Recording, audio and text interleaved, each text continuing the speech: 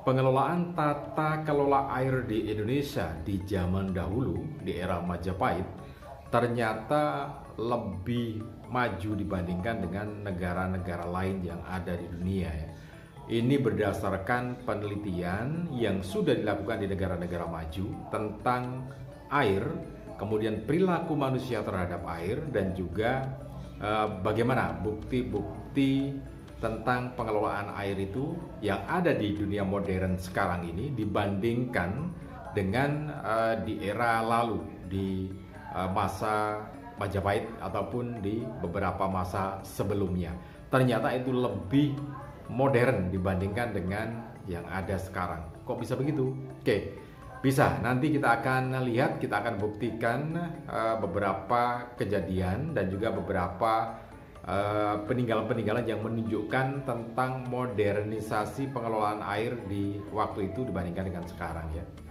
Jadi untuk Anda yang baru saja bergabung, jangan lupa tekan tombol subscribe-nya terlebih dahulu, kemudian juga jangan lupa tekan tombol loncengnya supaya nanti kalau kita update terbaru berbagai informasi, Anda akan mendapatkan notifikasi yang pertama kali ya. Kemudian juga jangan lupa tekan tombol like, kemudian juga share video ini ke teman-teman Anda. Siapa tahu teman-teman Anda juga sama ya, sedang membutuhkan informasi semacam ini atau senang dengan informasi-informasi yang semacam ini.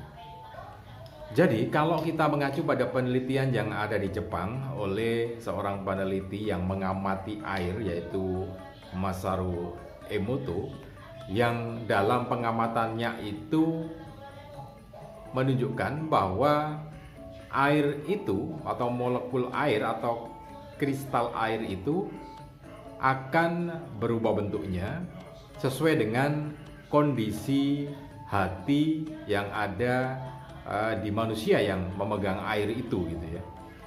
Jadi gampangannya begini, kalau air itu diberikan doa-doa yang bagus ya, kalimat-kalimat yang bagus atau yang baik atau kalimat-kalimat indah, maka molekul atau kristal air itu akan membentuk konfigurasi yang sangat bagus gitu ya, sangat indah gitu ya. Nah, sangat cerah dan terang gitu ya, terang benderang. Nah, itu kalau airnya dibacakan doa-doa atau dibacakan kalimat-kalimat yang baik.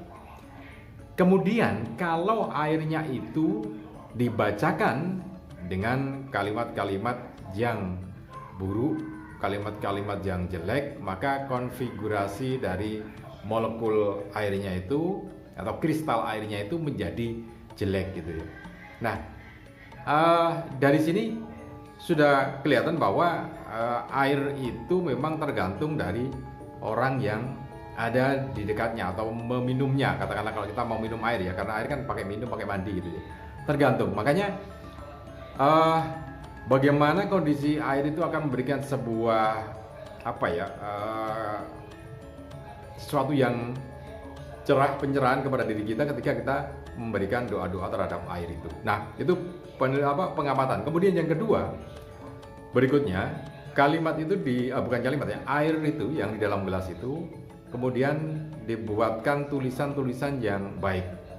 Nah, kemudian ditempelkan di gelas itu dan ternyata air itu juga berubah konfigurasinya menjadi konfigurasi molekul atau kristal air yang bagus, sama dengan yang tadi ya, dibacakan kalimat-kalimat yang bagus.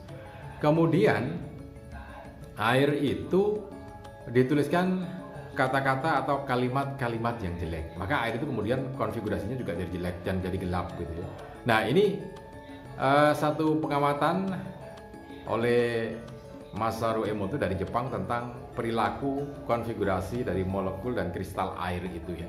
Jadi kalau kita mengeluarkan kalimat-kalimat yang bagus ya, maka air itu akan jadi bagus. Kemudian kalau kita mengeluarkan kalimat-kalimat yang jorok, kotor itu, maka air itu menjadi konfigurasinya jadi jelek, kemudian juga jadi gelap ya, tidak seterang yang tadi. Nah, itu satu pengamatan yang ada di Jepang dan dibuatkan sebuah tulisan pesan air ya, jadi Message of Water itu sebuah bukunya yang berisi begitu banyak foto dari kristal air menggunakan mikroskop ya.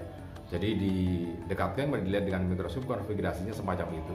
Nah, oke, itu yang satu catatan tersendiri. Kemudian kalau kita ini kan 70% dari badan kita itu adalah cairan ya. Air, mengandung air 70%. Makanya ada benarnya ketika kita diberikan kalimat-kalimat thayyibah. Kalau dalam setiap agama itu diberikan ada zikir, kemudian juga ada puji-pujian, itu kan semuanya kalimat-kalimat yang indah. Kita lantunkan dengan kesadaran penuh, dengan hati dan pikiran kita. Nah, itu yang akan merubah konfigurasi dari badan kita, karena kan badan kita 70% air ya.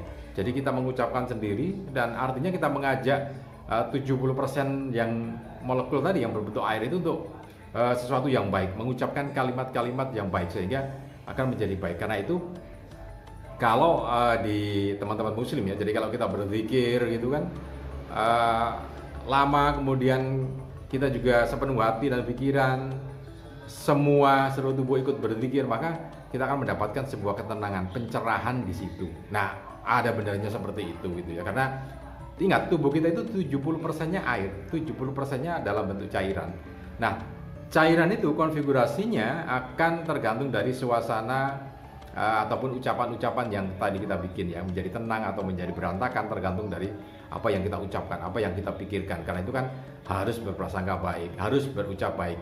Kalau dalam pramuka ada yang menyebutnya gini, suci dalam pikiran, perkataan, dan perbuatan. Jadi tahapan keimanan itu ya. Nah, itu satu catatan tersendiri. Kemudian yang berikutnya, nah mengacu pada masa lalu ya. Kalau tadi Mas Haruki Emoto adalah ya sekitar tahun 2000-an melakukan pengamatan terhadap air itu, kemudian mendapatkan air itu semacam itu, dibacakan doa, dituliskan kalimat, maka konfigurasinya akan jadi baik.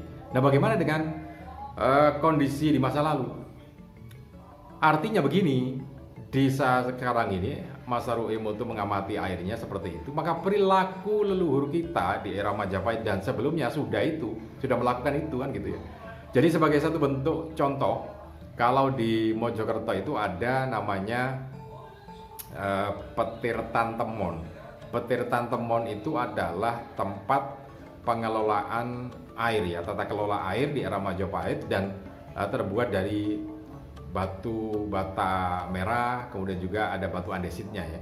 Nah, itu untuk mengelola air, dan ternyata ada juga yang mengamati bahwa disinilah tempat pengelolaan air itu. Jadi air itu dimasukkan ke dari sumber di sebelah selatan Candi Tikus itu atau Petir Tantemon itu, kemudian masuk ke dalam bak seperti kolam besar gitu, kemudian dialirkan keluar. Nah, ada yang mengamati juga bahwa di sini tempat tempat sesuatu yang suci dilakukan di sini. Kenapa? Karena di situ ada satu artefak yang menunjukkan itu adalah simbol pencarian Tirta Amerta atau air kehidupan ya. Jadi di tengah-tengah Candi Tikus itu ada satu artefak itu bentuknya, dan itu merupakan sebuah cerita tentang Tirta Amerta. Tirta itu air, kemudian Amerta itu adalah kehidupan. Jadi tentang air kehidupan. Nah, simbol itu juga menunjukkan di situ ada satu prosesi kesucian gitu ya, satu prosesi kebaikan yang ada di wilayah air itu tadi. Artinya begini, ketika air itu masuk, kemudian yang bukan dituliskan seperti yang kita tuliskan sekarang, tetapi di situ karena ada upacara, berarti ada doa-doa yang baik gitu ya. Kemudian juga ada artefak-artefak yang bentuknya itu adalah simbol-simbol kebaikan, hampir sama dengan tulisan, tetapi ini dalam bentuk artefak atau simbol, sehingga air itu yang masuk ke situ tentu saja akan disucikan. Nah, kita mengacu pada teorinya Mas Haruki Emoto yang dari Jepang itu, siapa sih yang melakukan teknologi dan penelitian Jepang kan ya. Jadi dibacakan, dituliskan yang baik, maka air itu akan konfigurasinya menjadi baik, sehingga ya layak kalau kemudian air yang masuk ke dalam Petir Tantemon ini kemudian akan membawa kebaikan untuk masyarakatnya. Nah, itu satu contoh Petir Tantemon. Kemudian masih ada lagi sebelumnya, di era sebelum Majapahit itu ada yang namanya Petirtan yang ada di Jolotundo. Jadi daerah sekitar masa pemerintahan Raja Kauripan Erlangga ya. Nah di situ juga menunjukkan bahwa bagaimana kita menghargai air, bagaimana kita memperlakukan air, karena air adalah bagaimanapun juga air itu adalah kehidupan, karena kita sendiri sebagai manusia 70%-nya terbuat dari air atau dalam cairan di dalam tubuh kita itu adalah 70%. Kemudian juga hidup kita tanpa air juga tidak akan bisa gitu ya. Nah, itu menunjukkan bahwa pengelolaan atau tata kelola air di negara kita ini lebih awal sudah modern dibandingkan dengan negara-negara yang maju seperti sekarang ini ya. Itu pun hanya kita ambil beberapa contoh saja, padahal begitu banyak tempat-tempat pengelolaan air atau penampungan air dalam bentuk petirtan itu, baik yang sekarang kita sebut candi maupun dulunya adalah saluran air ya. Jumlahnya banyak sekali, ada yang berupa sumur-sumur juga, jumlahnya juga banyak sekali, puluhan bahkan sampai ratusan ya. Itu semua adalah tata kelola air dan ada kaitannya juga dengan ritual kesucian, kemudian keindahan dan kebaikan untuk masyarakatnya. Bagaimana? Lebih modern bukan? Salam dan sukses selalu untuk Anda.